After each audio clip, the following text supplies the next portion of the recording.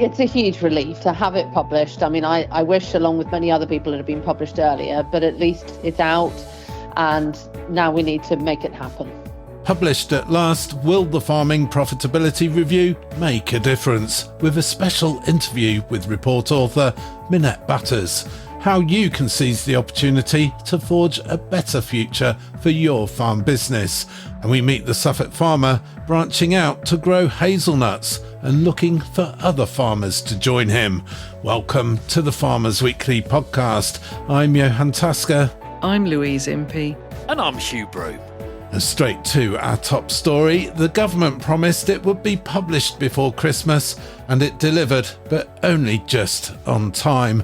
The long-awaited Farming Profitability Review by former NFU President Minette Batters contains 57 recommendations. Among them, a better working relationship between government and farmers, and a new deal for profitable farming that recognises the true cost of food production and improving the environment. Well, joining us now on the line is Baroness Minette Batters, author of the Farming Profitability Review. Minette, welcome to the podcast. Straight down to business. It's been a long time coming. You must be pleased your report's finally out. It's a huge relief to have it published. I mean, I wish, along with many other people, it had been published earlier, but at least it's out and now we need to make it happen. You've made 57 recommendations in the report. How many of them have to be implemented to make farming profitable?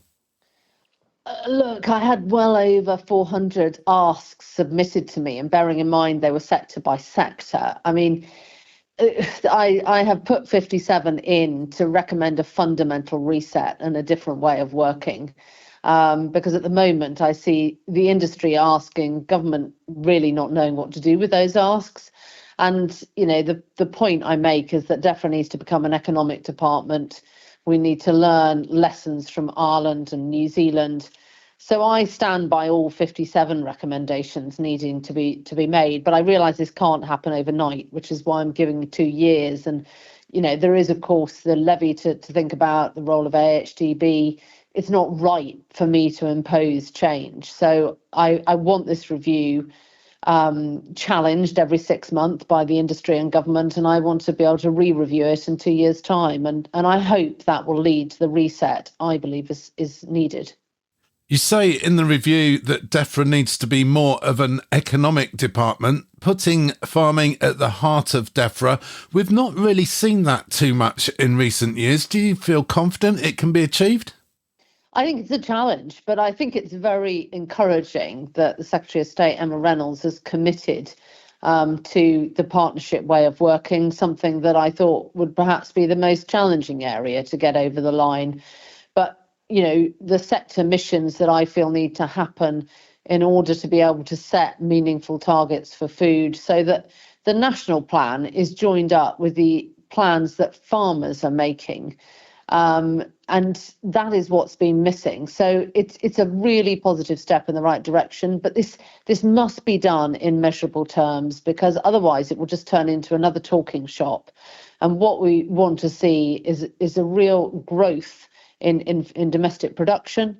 We want to see our export market expanded. We want to see retailers maintaining and growing their commitment to British sourcing. We know that poultry could expand rapidly if the planning situation could be resolved. So, you know, there's a lot of things in there. I don't think it should just be about food production, which is why I make the point on, you know, focusing on trees and a commercial approach. You know, these are businesses, and that's why I talk about producing, creating, growing more on our farms. You know, we need markets to operate, but we also need things like the SFI, and I've made the case for a privately funded SFI scheme, because if you look at that Stratton Parker analysis, it just doesn't stack up for the smaller businesses, our average size farm, unless we can create a median level of household earnings comparison of 34,500. So we've got to look at total change, and that's why it's important not to cherry pick bits of it. Lots of recommendations there, and the number of weeks between you submitting the report and the report being published by the government. Was there anything contained in the report that you submitted that hasn't appeared in the final report? Has DEFRA redacted anything at all? No, they've really, that for me would have been a deal breaker, and I said very clearly, you change one word and it's no longer my report. So they have stuck to their word, and I have stuck to mine. I've been under a lot of pressures to leak it, but I don't think it's right on behalf of farmers to be talking about partnership and then not hold my end of the bargain. So it's been frustrating having to wait, but they have stuck to their word. They've accepted, the questions that I've asked, the analysis. A lot of that has come from DEFRA, the Farm Business Survey as well. And I think I've been really impressed. I worked with a team that knew nothing about farming at all. And now I would say they are experts. And so I do hope that this will lead to a new way of working, because it's much needed. I think DEFRA is sort of legacy EU way of working. The EU is changing at pace, and we need to change at pace too. And inheritance tax, not in your remit, not within the terms of reference for the report set out by the government for you, but you did feel moved to point out that farmers are indeed bewildered and frightened by the proposals that are due to come in April 2026. Yeah, it wasn't excluded from my terms of reference. When I asked Steve Reed right at the beginning, he said, the industry group, the NFU, TFA, CLA, CEAB, they are leading on this. And I think it made sense that there was no point in me adding duplication. And I certainly felt I needed to support the industry position. So it's not, what some people are making out, that I was deliberately taken away from this. The industry group was dealing with it. My thoughts on IHT I've made very clear before I took this work on, and I've continued to support the industry position. Minette Batters, thank you for joining us here on the Farmers Weekly podcast. That's Baroness Minette Batters talking about her long-awaited farming profitability review. Louise, Hugh, this report, long-awaited, as we've said, out just before Christmas, some Christmas reading for all our listeners. The hard work begins now, I guess, trying to get it implemented. Yeah, it's an interesting report. There's lots of stuff in there. Some would say there's too much stuff in there, but I think the 57 outcomes or the 57 recommendations, to be fair, she does try to stream them into sort of groups and clusters. So there's probably 4, 5, 6 themes that stuff runs around. I think overall, farm profitability review, I don't think it's going to make your farm massively profitable, but I think what it will do, it's more, I would call it more the farm optimization report, because to get profit, you've got to have a good market price or a lot of support. Whilst it mentions support, what it does is it joins the dots where the dots need joining, and identifies areas that need work in terms of optimizing, whether it's supply chain, whether it's skills, whether it's unifying metrics for environmental evaluation. So yes, it does what it should do, really, I think. Well, we will, of course, put a link to the entire report on the show notes page of this episode of the podcast so you can judge for yourself. Louise, lots of talk about putting farming at the heart of DEFRA, about a renewed partnership between the government and the industry to drive things forward, about promoting exports, about doing lots and lots of stuff. Is there anything in particular that stood out for you? Yeah, a few things stood out for me. And there is, as Hugh said, an awful lot in there, and we haven't had an awfully long time to digest the report. So apologies to Minette if I leave out anything really important. Yeah, I mean, she's recommends she's setting out a whole new approach to funding farming schemes. So that's something very topical, isn't it, at the moment? She's also recommending a single centre for advice, skills and farming's engagement with research and innovation. So, I mean, I've read that one as that will include training, and we'll end up having a one-stop shop for all that, rather than all the current organisations and bodies involved with that. She's also recommending farming environmental delivery groups. Well, that's a great idea because we're already halfway there, aren't we? We've got cluster groups all around the country doing fantastic work. So formalising those and allowing them to get on and do what they're doing so well is a very good idea, I think. I know that, Hugh, you were quite interested in the active farmer principle, weren't you? Yeah, I'd like it's recommendation number 6, DEFRA to apply the active farmer principle to schemes in the farming budgets. The idea being is that you're a little bit more, you don't just because you've got some land and there's an SFI scheme, you can't just go and claim the money. You've actually got to be doing, I think it talks about 500 hours a year of your work time is farming.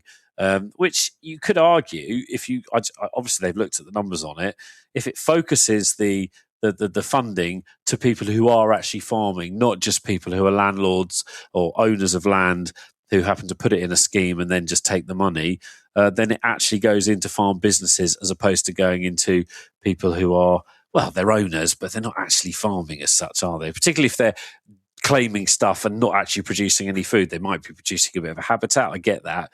But hopefully that could help to focus some of the farming budget. Hey, perhaps it's an idea for resorting out an inheritance tax issue as well. You mentioned the farming budget, and Minette mentioned it in the audio herself, not just looking to the government for funding when it comes to things like the sustainable farming incentive, but also looking at private funding, at funding from big corporates too, Louise.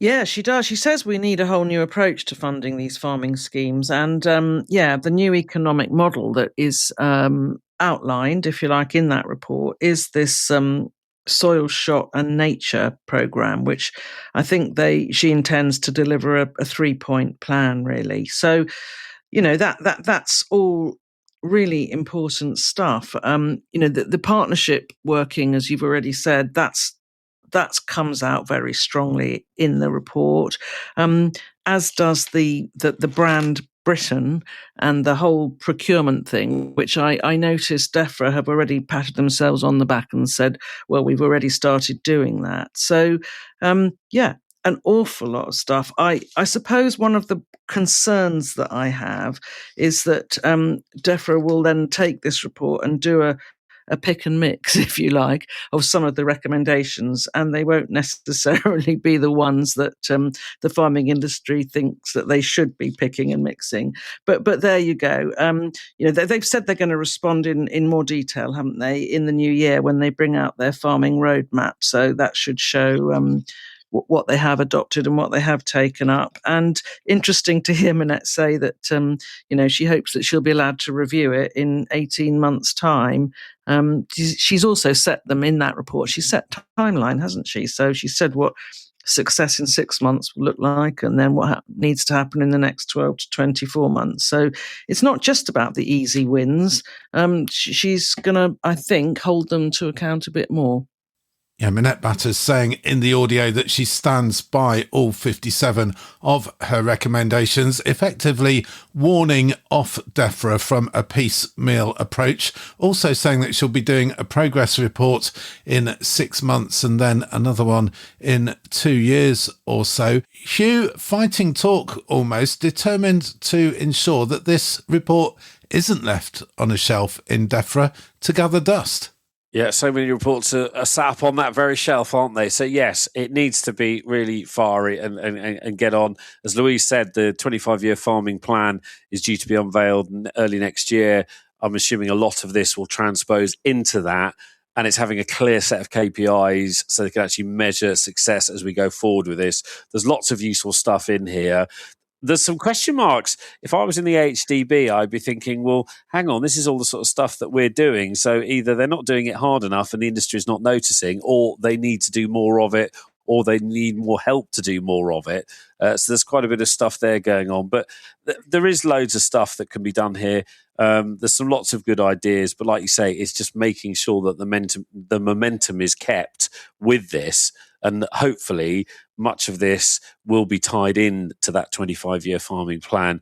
And I think what people want is just stability. And we've said this all along, post-Brexit, post-CAP, what's been missing all the way through is any form of stability, whether that's around policy, around funding, around support, etc. If this helps to deliver that stability in the form of the 25-year farming plan, then that's got to be a good thing. The Farmers Weekly Podcast. The Farmers Weekly Podcast. Now, Minette Batters' farming profitability review is certain to be a hot topic at the Oxford Farming Conference. Held at the start of January, the annual conference often sets the agenda for the farming year, in policy terms at least. And the 2026 event is all about growing resilience and seizing new opportunities. It will also see the launch of a new conference report looking at ways farmers can forge a better future for their own farm businesses. Well, joining us now to talk about that report is report author Dr. Louise Manning. Louise, welcome to the Farmers Weekly podcast. Your report, a very positive message at what has to be said is a very challenging time for the sector.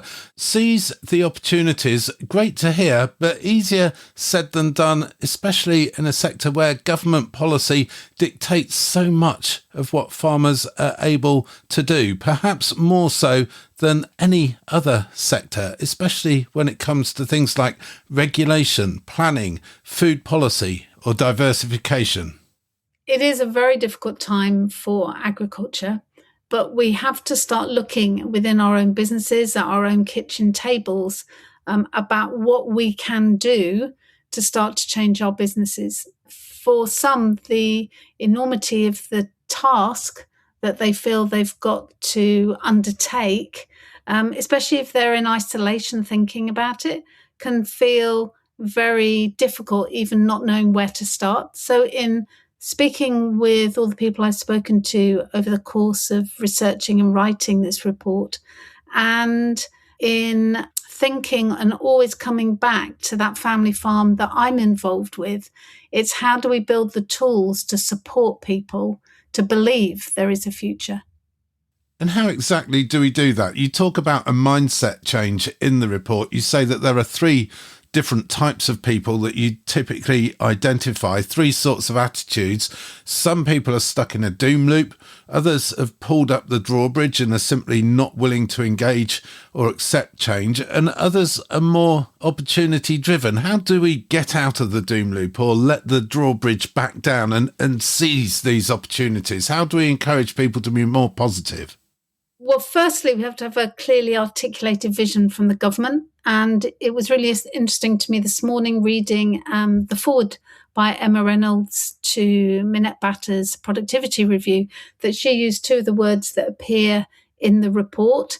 The farmers need to have clarity on policy, not just short-term, but long-term clarity. And farmers need to be confident that the government have a clear plan in place for the next 20, 30 years. In the report, I talk about different kinds of policy that farmers have experienced, which could lead them to feel in that doom loop. Chocolate teapot policy, half-baked policy, policy as platitudes. So one of the things that we really need to have in place is clarity with our government, clear strategy going forward, so that farmers know the environment in which they're operating in. Clear market strategy. The market is demanding a whole range of things from farmers, not just about the product, but information about how it's grown, transitioning to different methods of production. And again, farmers to be able to have confidence and invest need to be communicated to, from my viewpoint, far more clearly about what is going to be expected in the future. But even in itself, that's looking to the government for direction. And in many ways, we haven't had a coherent agricultural policy since, well, before Brexit. The new normal is uncertainty, it is volatility, it's all of these things. Surely to seize the opportunities, we just need to get on with things ourselves and accept that there's not going to be any clarity, or that what might be a policy one day might indeed not be the policy the next day. Asking for a clear policy for the next 20 odd years is simply simply not going to happen. Farmers really are on their own, aren't they? I think farmers have to recognise that in the environment that we're in at the moment, and I call it a banny world in the report, that we are in a very anxious, uncertain, complex world. So the farmers can only control what is within their focus to control. And that's very often within their own business, within their within the boundary of their farms, and also the people that they work with. The real question for government is, are they a government of support? Because we've seen the support disappear. If they turn to becoming an enabling government, what does that look like? And for many farmers, they've said to me, actually, we'd like government to get out of the way so that we can be enabled. But farmers also need that clear level of policy direction on some of the large investments. So, for example, what is the government's long-term strategy on net zero and how it be delivered? I think the introduction of the land use framework, you would hope that that will give some clarity on how land is going to be used. But we have a whole series of different initiatives, which I hope the current government will bring together. For me, farmers need to ask themselves 4 questions, and these are the 4 questions that came up time and time again. What do I want to achieve in my business, or what do we want to achieve? That could be the farmer themselves, the family that's coming, that is within the business, or the people that work for that business. In the report, I call that the internal value proposition. But what are we trying to achieve? What do we want to do here? As a result of what we want to achieve, what are we going to keep on doing? And which enterprises are of value in our business? Which enterprises actually are draining our businesses? And there may be things that we have to stop doing. And then ask that question, what can we do instead? What are the new opportunities that could be out there for our business? The challenge, and going back to what you were saying about the government, is each individual business, the opportunities will be different because the skill set, the assets they have in their businesses will be different. And that's why, as part of the report, I've developed the personal and business development tool, which is a set of questions that farmers can ask themselves. And people listening to this, Louise, or reading your report, they might well think, well, Louise Manning is an academic. What does she know about farming? But to emphasise, as you mentioned earlier, you are involved in your own family farming business. So this report, as far as you're concerned, is very much rooted in farming itself. It's not just a desktop study conducted within the ivory towers of academia. Absolutely not. Every day I'm out on the farm, I am supporting my family in every way that I can on a farm. And whilst some aspects of the report do need to be academic because they're about numbers, they're about structural aspects, I hope that when people read the report, they hear the voice of the farmers that I've spoken to, and they can rest assured that my poor beleaguered husband over the last 6 months, every time he's come in for lunch from the farm, I've gone, gosh, what do you think about this? Does this resonate? Am I pitching this in the right way? Because I fervently believe that we need to support, and I'm using support in a different way in terms of as a community supporting each other rather than support coming from government. I think we need to have that hope that things are going to get better. It is difficult for a family farm right now, but there are some enterprises that are looking better at the moment. There are some where the market is very difficult. And one of the aspects that we've got to think about is, what do we plan to do with our farm long term? And one of the things that really comes out of the report, and what I would say to every farmer, which is why I've focused on it, is for a family farm where we have the accounts on our farm, what is your return on capital? How is your net worth going up and down as a family for all the effort and all the time? Whether I'm out with my daughter at 4:00 in the morning during lambing, whether I'm out on the farm at other times of the day, for all those things that we're doing, all those extra commitment from the whole family, or indeed by managers in a business that want to succeed, what are we getting in return? So, yes, I am an academic, but I am also very much embedded in the rural community. And to sum up then, Louise, your take-home message from the report? The overall message is that change is not optional. Change is coming, and it's coming fast. So for farming businesses, business as usual is not an option going forward. And for many businesses, that presents a challenge right now in terms of looking to the future. So I highlighted the 4 questions. What do you want to achieve in your business? What are you going to keep doing? What are you going to stop doing? What could you do instead? And the other key question that we need to think about is, what is my business going to look like in 5, 10, 20 years' time? How is that business going to change? Because it is inevitable. As with our family farm today, if I compare it to when I married my husband 35 years ago, our farm has changed out of all recognition in terms of the enterprise mix. That doesn't mean that our self-identity of being farmers is no different, or that the passion for farming is reduced.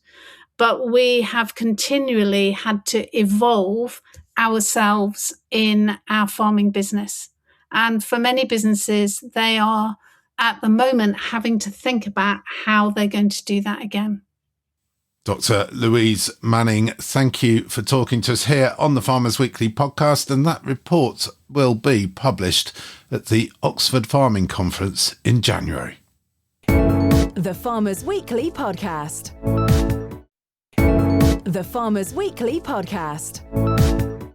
You're listening to the Farmers Weekly podcast. Welcome along wherever you're listening to us from. As we say every week, you can email us podcast@fwi.co.uk. And if you're in the UK itself, you can message us by texting the word farm followed by your message to 88440. Lots to talk about this week as the government crammed loads of business into the last week before Christmas. Not only the long-awaited publication of the Farming Profitability Review, but a number of important select committee meetings too, including a meeting of the Environment, Food and Rural Affairs Committee. That's the cross-party committee of MPs who scrutinise the work of DEFRA. Louise, you were somewhat impressed by Farm Minister Angela Eagle when she appeared before the EFRA committee, talking a little bit about the expected launch next year of the revamped Sustainable Farming Incentive.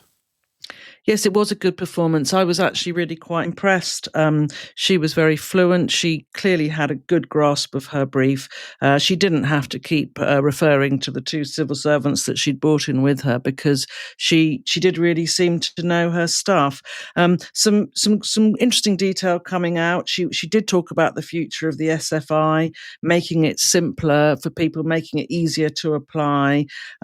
She recognised some of the issues that do exist with it. And she also accepted that you can't make farmers apply to these schemes. So the sharing out of the money, she'd like to see it shared out differently. I think she said she wasn't happy with 4% of farms receiving 25% of the money. But she did understand that it's difficult to share the money out differently if people don't apply. So overall, a good performance from a very experienced parliamentarian. Angela Eagle's performance in front of the EFRA committee, Hugh, in marked contrast to Keir Starmer's performance in front of the House of Commons Liaison Committee. Yeah, so many of you all know the liaison committee. I think it's quarterly, and it's when all of the chairs of all of the other committees, like the EFRA committee, get to grill the Prime Minister on stuff. And for me, the standout moment obviously was the bit about inheritance tax, but it was actually started by Cat Smith, who's the Lancaster and Wyre MP. You could say she's probably more to the left of the Labour Party than perhaps Keir Starmer. And yet she really set him up. I mean, she sort of said, are you in for you're up for supporting hardworking families, da-da-da-da-da. And he said, yes, I am. And then she said, so do you consider all of the farmers in my constituency not to be hardworking families then? And you're hitting them with this tax bomb. So she really went for the jugular with the Prime Minister. He just obviously did his usual thing and monotonely batted it off and ignored everything. Alistair Carmichael, chair of the EFRA Select Committee, then came in and he also gave it a pretty good bashing and made some very clear points that lots of committees now, lots of these select committees, the EFRA committee, the Scotch committee, I think the Welsh committee, have all said that this is a flawed policy. And as he pointed out, the majority of the MPs on all of those committees, because of the nature of the Parliament, are Labour MPs. And is he just ignoring? And then he basically said, so you're just ignoring what all of your Labour colleagues are saying. Yeah, certainly not one of Keir Starmer's finest moments in front of a select committee. He said, listen to his own MPs. But as we all know, that inheritance tax policy still very much on the cards. Louise, also this week, the government watering down its biodiversity net gain commitment. Yes, I think there was a last-minute change, wasn't there, with that? I mean, last week we talked about this and we said that sites of half a hectare were probably going to be exempt. Actually, they reduced that to 0.2 of a hectare. So there was a slight change. It's still going to cause some issues in that market and it still puts in uncertainty where it isn't really needed. But a little tweak at the last minute. Bad for biodiversity net gain then, Hugh, but not too bad for planning. Yeah, I think the other thing that came out this week as well in all of these announcements, the government talking about its ideas for the revamped National Planning Policy Framework, so NPPC, NPPF, sorry. So what they're talking about, obviously part of the BNG thing is part of that planning thing.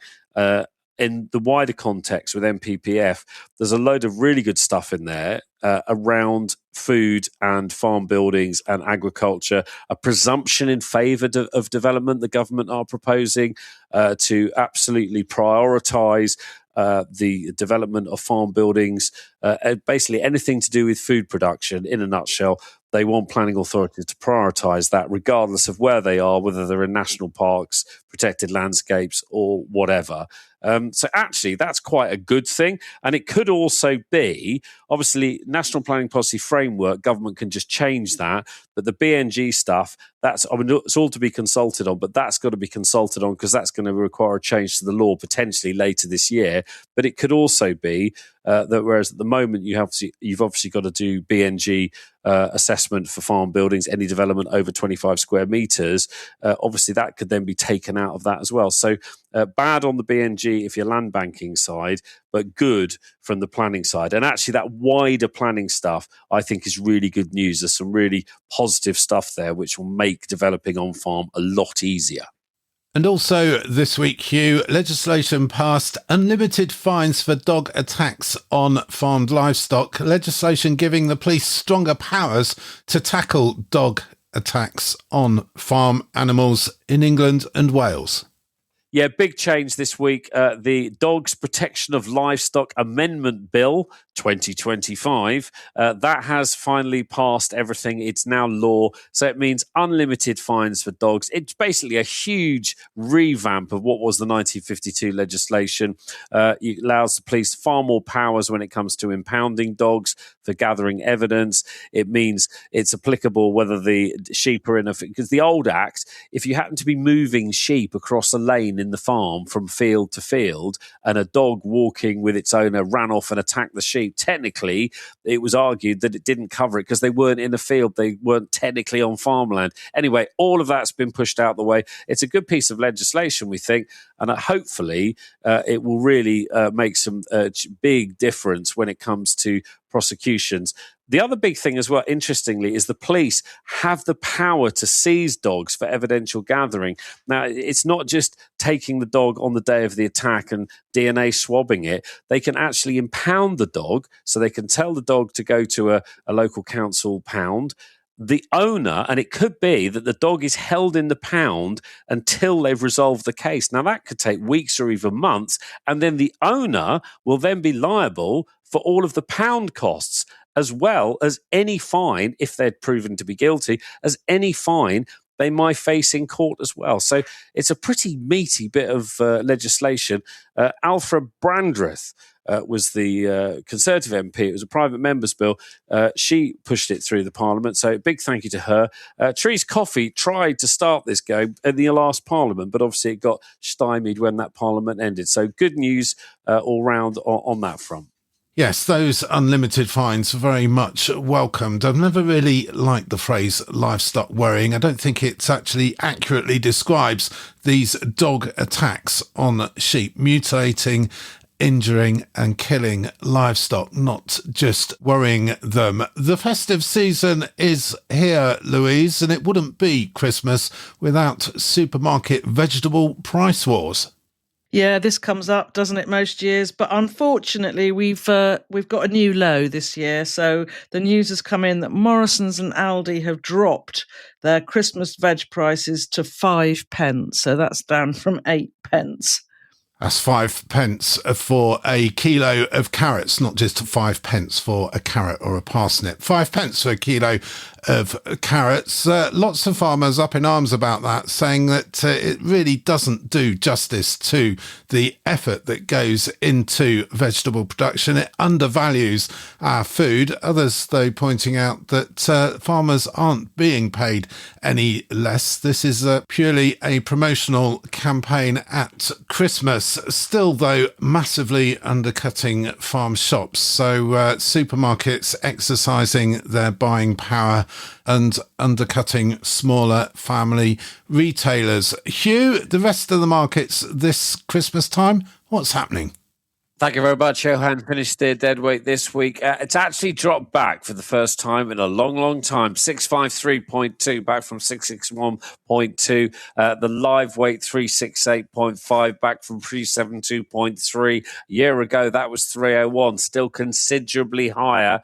To the sheep, SQQ deadweight this week is £7 dead. It is 700p exactly. That's gone back 13p on the week. The live weight 324.1, that goes up 8p on the week for the sheep. The pig price drops back half a p, 198 dead. The wheat price, I'm afraid, oh no, actually some cheer, a slight drizzling of Christmas cheer in that the feed wheat price has gone up a massive 10p this week. So you can expect, if you're selling spot, a price for around £164.60. Milling wheat's gone up by a massive £3 to £182 a tonne. Compare that to a year ago. This time last year, as you were tucking into mince pies, you would have been getting £212.50 for a tonne of milling wheat. Feed barley, 148.90. That's gone back a massive 10p on the week. Oilseed rape goes up a pound exactly, 406.90. Feed peas, 209. They drop back £4 on the week. Feed beans, 202.40. They go back £2 on the week. And the good news is, as predicted last week, the diesel price continues to fall. Gone down by nearly 3p, 2.9 something. This week, you should be paying around 66.56 for a litre of red Christmas diesel. The Farmers Weekly Podcast. The Farmers Weekly Podcast. And finally, all throughout this episode of the Farmers Weekly podcast, we've been talking about seizing opportunities to forge a better future for our farm businesses. Well, one Suffolk farmer is doing just that. Faced with rising costs and persistently low cereal prices, Nuffield scholar Tom McVeigh set about exploring options to do things differently. Tom hit upon the idea of growing hazelnuts, a high-value crop with a growing market. Louise went along to find out more. So, Tom, I'm here today because we're talking about hazelnuts. Why hazelnuts? This started for me a few years ago, essentially in a search for a high-value crop with a low labour requirement that would yield in a changing climate. So I looked at loads of different things, but ultimately it needed to be perennial, and the fact that it's non-perishable meant that the marketing window was much bigger, and that's what surpassed the other alternatives that I was looking at. So you've got some hazelnut trees here on your farm. What sort of yield can you expect from an orchard of hazelnuts? A commercial orchard in the UK, we would hope that you would see between 3 and 5 tonnes per hectare, depending on how you plant it. So what's the price of a tonne of hazelnuts at the moment? So as of today, it's about £4,500 a tonne, but we've been doing our pricing between 2,800 and 3,500, which is a more accurate representation of the last 5 and 6 years. So as you say, that is a high-value crop. You've planted an orchard here. How long is it going to take before you get a crop? And what sort of work or effort is involved in that time? Yeah, so you're going to expect your first yield in the 5th year, doubling in the 6th year and doubling in the 7th year until that's a sort of mature level. So it is a really high-value crop. You know, you'll be expecting a turnover of probably more than £10,000 per hectare per year on a gross margin basis. It's also really highly mechanised. That's what was exciting for me. And so there's pruning over the winter, there's spraying suckers in the spring, and then there's harvesting. But all of those things are really, really highly mechanised. And I think I'm right in thinking that you are looking at growing American varieties of hazelnuts. And I'm not quite sure what infrastructure exists in this country that you can then have your hazelnuts cleaned and whatever else needs to happen to them before they can be or go onto the market. Yeah, so little infrastructure in the country at the moment. But the reason why we're looking at the American varieties instead of the English varieties is I've been travelling the world learning about hazelnut market and supply, and it just happens that we produce 18 to 19 millimetre nuts, and there is an entire commodity market for 11 to 13 millimetre nuts, of which these American ones are. So it's primarily around access to market. We've just started working together, like me and a group of other farmers, looking at trying to get to the scale that you need in order to enter into that market. So I'll put in the processing facilities, provided we can get to the right hectareage, and then we'll hopefully be able to enter that market at a commodity price and have a really easy route to market for our crop. So what sort of area do you need in order to be able to have those facilities, and how do other farmers get involved with this project? Yeah, so to give the full spectrum, we think probably 20 hectares is a man's work, and that could either be collaboratively between a few farmers or individually. 400 hectares for a cleaning plant, 1,000 hectares for a full cracking plant. And we'd get into the market at the 400 hectares, but we'd be really efficient with 1,000. It's a really exciting thing that we've had a lot of people come talk to us about already, so we're having a lot of fun with it. And anyone that says to me, oh, I've already got those, I've got cob nuts on the farm, what would you say to them? It's such a small difference with such a massive impact because there isn't route to market for a cob nut in the way that there's a route to market for a smaller hazelnut, albeit they are the same type of nut. And at the moment, where are those hazelnuts coming from? What part of the world are they being sent to us from? Yeah, 70% coming from Turkey, large proportions coming from Spain and Italy, and then more recently Oregon in America and Chile too. Okay, so anybody who's a regular listener to the Farmers Weekly podcast and you're looking for a new alternative high-value crop, hazelnuts could be for you. I think that's what the message you're sending out. Yeah, and it is. And I think what's so exciting is that this is not a new crop. This is the most historically grown tree in the UK. I mean, we grow hazel, oak and lime as our native species. So it's not a novel crop, and we used to have an industry for it, but it's just about doing it in an efficient, modern way, which we haven't been. So I think you said that the payback for a hazelnut orchard is between 8 and 9 years. Now, that's some commitment, and that takes some bravery and some guts from people to do this. What do you say to that? I think that as an industry, we are standing at a crossroads and help is not coming, but that further challenges are. And we have to just decide now whether we're just going to throw up our hands and hope that the cereal market gets better for us, or government change their mind and make things better for us, or ultimately, what do we need to do to take back control of our own futures? And I believe in a market-based solution for farmers to do that, and this is seemingly that market-based solution. Suffolk farmer Tom McVeigh there talking to Louise about his fledgling hazelnut enterprise. And we'll put contact details for Tom on the show notes page of this episode of the Farmers Weekly podcast. I'd love to hear from you if you're thinking about doing something similar or wanting to get involved in hazelnut production. Louise, we've spoken in this episode about the need to seize new opportunities, about forging a new way forward for our farming businesses. Tom McVeigh doing exactly that.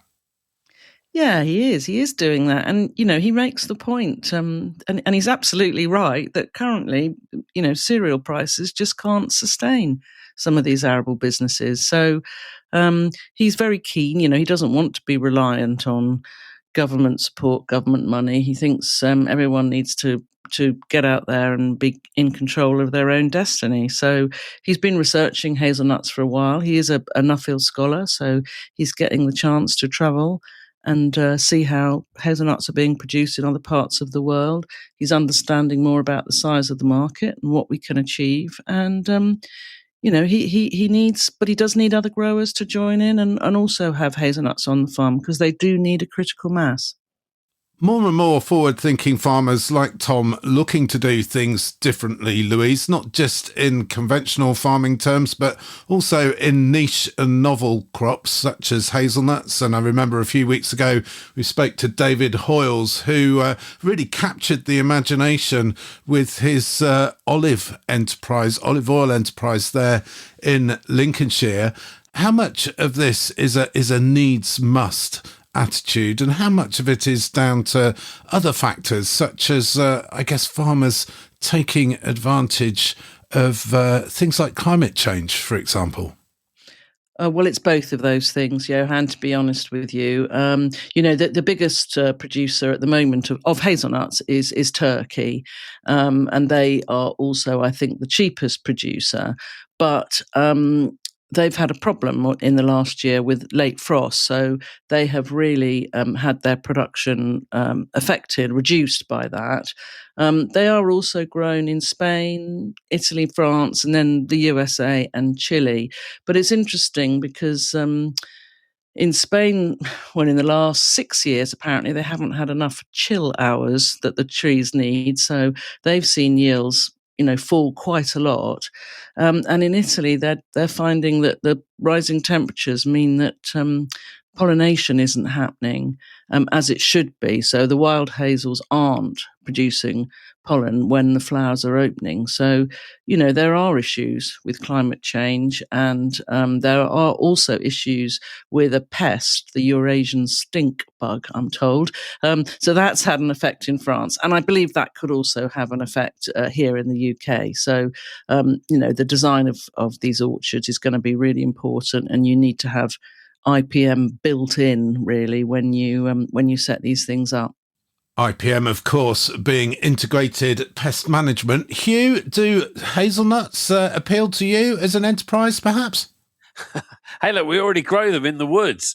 Because looking at the picture you sent me, Louise, they look similar to the ones that are on our nut tree. We've got, 40, 50 acres of woodland on the farm in several plots, and there are hazel oak coppice. I mean, effectively, that's what it is. Whether we can achieve the sort of yields that we need to, I don't know.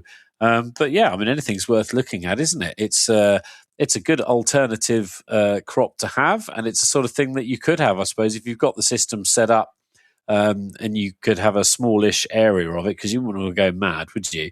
As long as you can harvest it and gather it economically and efficiently, there's got to be a way forward, really. Louise, Hugh mentions woodland or coppice. I think you've spoken about hazelnut orchards. Tom McVeigh's system, that is actually an agroforestry system that he's producing his hazelnuts on, yeah? Yes, they are. And as I said, when it comes to looking at the design of new orchards, he makes the point they need to have a fertigation system in there. You really do want to get production because they're a really low input crop, but you want to get the yields. And he says it is possible here to get between 3 and 5 tons per hectare. So it's important that people recognise they can go for that. And he does also say that a 20 hectare orchard or planting of them is one man's work, if you like, because obviously they've got to be pruned in the winter and then the suckers have to be removed in the spring and the summer. So his calculations suggest one man 20 hectares. So if everybody gets together and gets some hazel on the farm, then there's a market. There we go, 20 hectares, one man's work. One woman's work, Louise, as well, I'm sure. One person's work, and hopefully a little bit of margin, a little bit of profit coming out the other side as well. That indeed is it for this episode of the Farmers Weekly podcast. In fact, that is it for the Farmers Weekly podcast for 2025. Time for us to thank you for listening throughout the whole of the year. We do hope you've enjoyed what you've heard. It's not always been easy listening, we know, but hopefully you've found what we've had to say useful, informative, and indeed sometimes entertaining.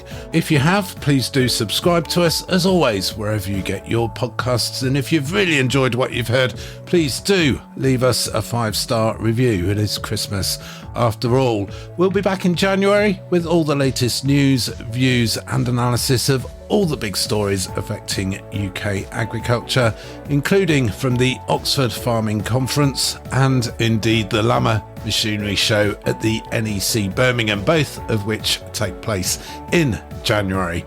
If you see us there, do come and say hello to Hugh, Louise, or myself. Until then, though, do have a great Christmas and a fantastic New Year. I'm Johann. I'm Louise Impey. And I'm Hugh Broom. Thank you for listening.